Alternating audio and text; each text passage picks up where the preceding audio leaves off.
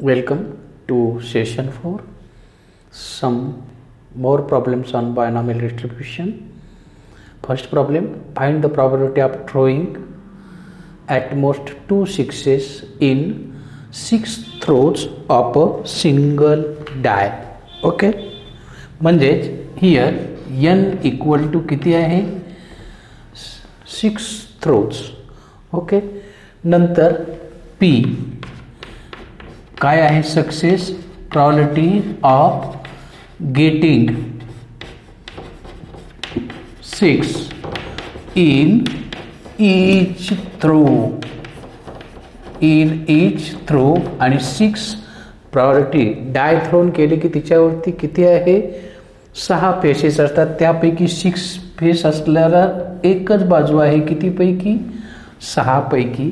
मग क्यू काय येईल probability of not getting a 6 1/6 and which is equal to 5/6 and x probability of getting 6s. पहिल्या डायमध्ये दुसऱ्यामध्ये तिसऱ्यामध्ये असे 6 वेळा तो चेक करायचा आहे. अँड देअरफॉर आपलं फंक्शन काय येईल x follows binomial distribution with n equal to 6 p equal to 1/6 with probability mass function defined as probability of x equal to r ncr p raised to r into q म्हणजेच 5/6 raised to 6 minus r varies from 0 to 6. आणि मग आपल्याला काय पाहिजे and therefore बरोबर आहे therefore probability of getting at most 2 probability of getting at most 2 sixes at most म्हणजेच काय at most 2 जास्तीत जास्त 2 less than equal to 2. Am I correct. आणि मग लेस दॅन इक्वल टू 2 म्हणजेच कोणत्या केसेस येतील ॲट मोस्ट जास्त 0 1 आणि 2 बरोबर आहे. 6 डायस थ्रोन केले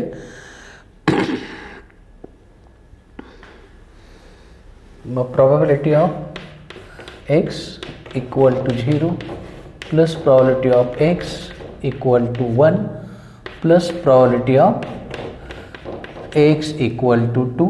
टाका किंमत याच्यात 6 c0 1/6 raised to 0 into 5/6 6 minus 0 plus 6c1 1/6 5/6 6 minus 1 5 6c2 1/6 चा स्क्वेअर इंटू 5/6 चा 6 minus 2 4 and you got your answer.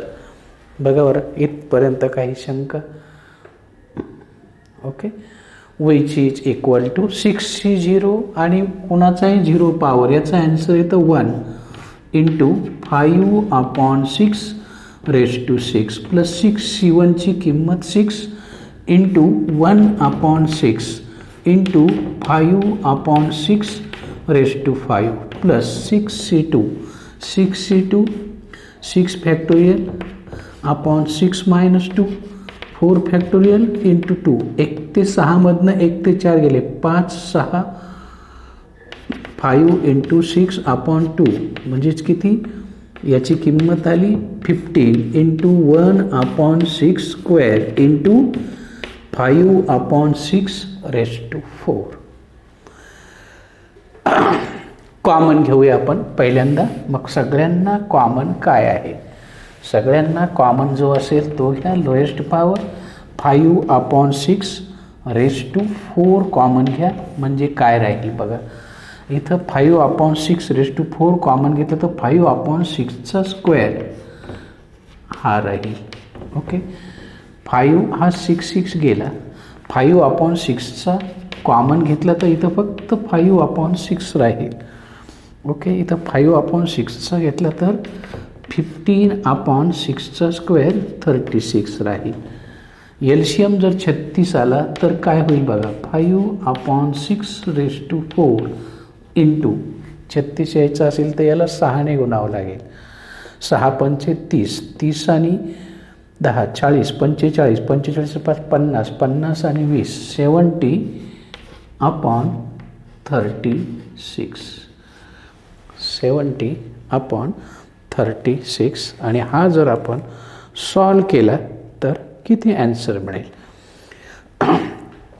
Solve केला तर बघा 5⁴, 5⁴, 5चा स्क्वेअर 25 25, 625 इंटू 70/6⁴, 6⁴ म्हणजे 36 इंटू 36, 36 इंटू 36, 6 6 36, कॅरी 3 6 18 2 20 आणि 21, नंतर 3 6 18, कॅरी 1 3 3 9 1 10. किती आला ॲन्सर? 6 9 2 1 2 9 6, 1 2 9 6 इंटू 36 आणि करा calculate. You got your answer. जे येईल ते तुमचं ॲन्सर असेल. प्रॉब्लेम तुम्हाला कळेल. Okay, you got your answer.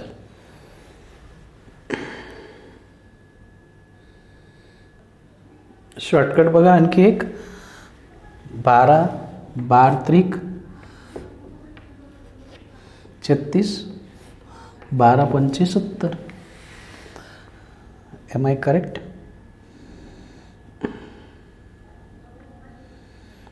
बरोबर आहे. 25 आणि 15, 25 आणि 5 30 आणि 10 40, 40 आणि 30 70, 70/36 म्हटल्यावर हे आलं 5/3 इंटू 5/6⁴. बरोबर आहे. आणि हे येईल तुमचं ॲन्सर. याचं कॅल्क्युलेशन करा, संपलं तुमचं प्रॉब्लेम. बघा, given x follows binomial distribution with NP if n = 10, p = 0.4, find expected value and variance. दोन फॉर्म्युले आपण सुरुवातीला बघितले होते. एक्सपेक्टेड व्हॅल्यूचा फॉर्म्युला माहिती आहे ना, 9n × p हा एक्सपेक्टेड व्हॅल्यूचा फॉर्म्युला आहे.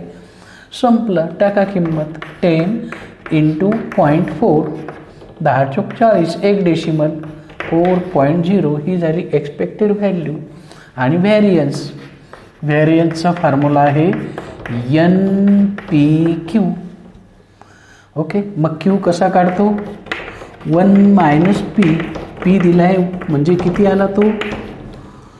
0.6 आला. 1 - 0.4 म्हणजे 0.6. ओके, टाका किंमत. n मग किती आला? 10, p किती आला? 0.4, q किती आला? 0.6, 6 चौक 24 गुणिले 10, 240, 1 2 डेसिमल द्या म्हणजे किती आला तो? 2.4. आणि संपला तुमचा problem. Okay,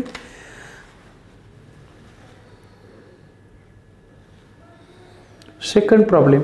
p = 0.6, expected value is also 6, find n and variance of x. मग एक formula we know. expected value = n × p. putting the known values, expected value 6 = n, unknown आहे p 0.6 and therefore n = 6/0.6 म्हणजेच 10. Am I correct? एक decimal सरकवा, ते 60/6 म्हणजे 10. n मिळाला 10. Okay, n मिळाला. p माहिती आहे, q अँड q कसा काढणार? 1 - p म्हणजे 1 - 0.6 बरोबर किती आला? 0.4 आणि म्हणून व्हॅरियन्स ऑफ एक्स काय आला N P Q 10 into P P किती आहे 0.6 Q 0.4 same answer 2.4 calculate yourself. संपलं. एकदम छोटे छोटे प्रॉब्लेम्स आहेत 2-2 मार्काला येऊ शकतील. बघा एन दिलाय 25 expected value 10 find P and standard deviation. Okay मग आपल्याला एक्सपेक्टेड व्हॅल्यूचा फॉर्म्युला वापरायला लागेल पी साठी. एन पी टाका किंमत 10 equal to N 25 into P आणि म्हणून पी इक्वल टू 10/25 म्हणजे किती हो 5 1 5 5 2 10 5 5 25 5 चौक 20 0.4 याच्यावरनं क्यू काढून घ्या 1 मायनस पी म्हणजे झाला 0.6. ओके आणि म्हणून मग आता स्टँडर्ड डेविएशन काढण्यासाठी तुम्हाला अगोदर काय करावं लागेल व्हॅरियन्स काढावं लागेल. मग व्हॅरियन्स काढा एन पी क्यू एन आहे 25 पी आला आहे तुमचा 0.4 मग क्यू काय येईल 0.6 6 25 चौक 100 गुणिले 6 600 एम आय करेक्ट 25 चौक 100 गुणिले 6 600 2 डेसिमल द्यायचे आहे 6 व्हॅरियन्स काय आला 6 आला and therefore standard deviation equal to under root of variance म्हणजेच √6. बघा लॉग टेबल असेल तर स्क्वेअर रूट डायरेक्ट मिळेल तुम्हाला. लॉग टेबल असेल तर स्क्वेअर रूट तुम्हाला डायरेक्ट मिळेल आणि त्याची किंमत जर लॉग टेबलमध्ये बघितली तर 2.449 2.449 म्हणजेच ॲप्रॉक्सिमेटली 2.45 आणि संपला तुमचा प्रॉब्लेम. ओके एकदम सिंपल पार्ट आहे. Okay next problem. It is non that 10% of certain articles manufactured are defective. What is the probability that in a random sample of 12 such articles 9 articles are defective. मग here n किती आहे number of articles selected random sample of 12 n 12 आहे. p काय आहे probability of defective articles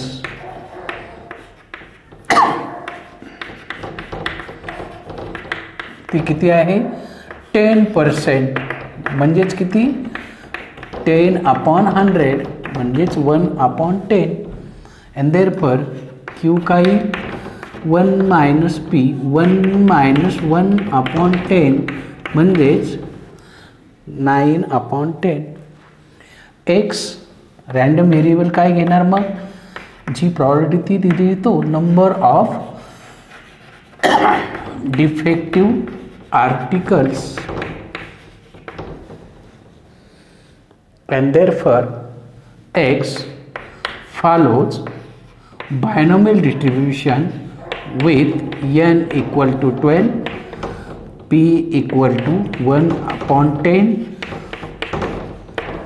with probability mass function p of x equal to r n c r p raised to r q raised to n minus r varies from 0 to 12 and therefore 9 probability of 9 items defective. Therefore probability of 9 defective articles म्हणजेच काय property of R ची किंमत काय 9 and which is equal to 12c9 1/10 raised to 9 into 9/10⁻12 -9 3 which is equal to 1 ते 12 फॅक्टोरियलमधनं 1 ते 9 गेले 10 11 12 आणि 12मधून 9 गेले 3 राहतील 1 2 3 करून बघा 12 फॅक्टोरियल याचा आन्सर कसं येईल 12 factorial upon 9 factorial into 3 factorial 1 ते 12मधनं 1 ते 9 गेले 10 11 12 आणि पुढचे 3 फॅक्टोरियल म्हणजे हा गुणिले 1/10⁻9 इंटू 9/10⁻3 ओके 3 दून 6 6 दून 12 किती आला आन्सर बघा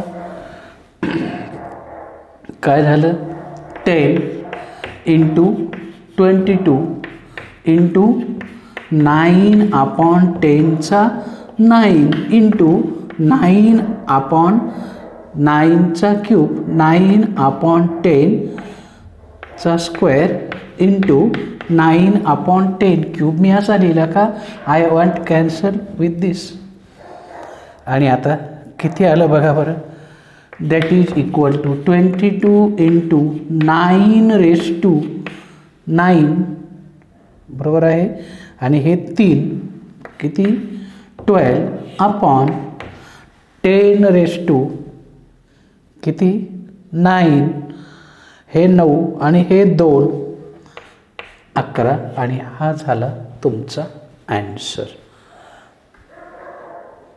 काही शंका असेल तर बघा माझ्याकडनंही चुकू शकतं.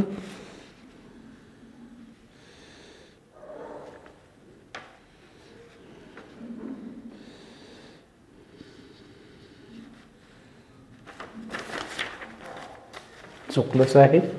काय चुकलं माहिती आहे ना इथं 1/10 आहे इथं 1 पाहिजे 1/10 म्हणजेच 9 किती होईल फक्त 3 22 इंटू आला आन्सर 9⁻3/10⁻11 काय मिस्टेक झाली ती लक्षात आली. ओके असा हा प्रॉब्लेम बघा एक छान प्रॉब्लेम आहे. प्रॉपर्टी मास फंक्शनच तुम्हाला दिलेलं आहे. मला हा पार्ट नवीन वाटतो ना बघा त्याचं मिनिंग काय आहे. हा जो लिहिला आहे याचं मिनिंग आहे 4cx 5/9 into 4/9 x varies from 0 1 up to 4 याचाच अर्थ बघा therefore on comparison n equal to किती आहे हा आहे. हा काय असतो सेम पॉवर घेतो तो p असतो 5/9 आणि मग q बघा 1 - 5/9 म्हणजेच 4/9. मग आता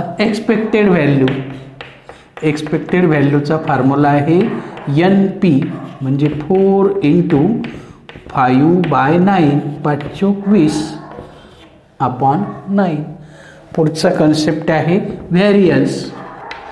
व्हॅरियन्सचा फॉर्म्युला आहे NPQ 4 इंटू 5/9 इंटू 4/9 5×4=16 85/9 81 आणि संपला तुमचा प्रॉब्लेम. येऊ शकतो 2 मार्काला किंवा 3 मार्काला असा हा सिम्पलसा प्रॉब्लेम. फ्रॅक्शनमध्ये तुम्ही रूपांतर करू शकता किंवा असंही ठेवलं तरी चालेल. ओके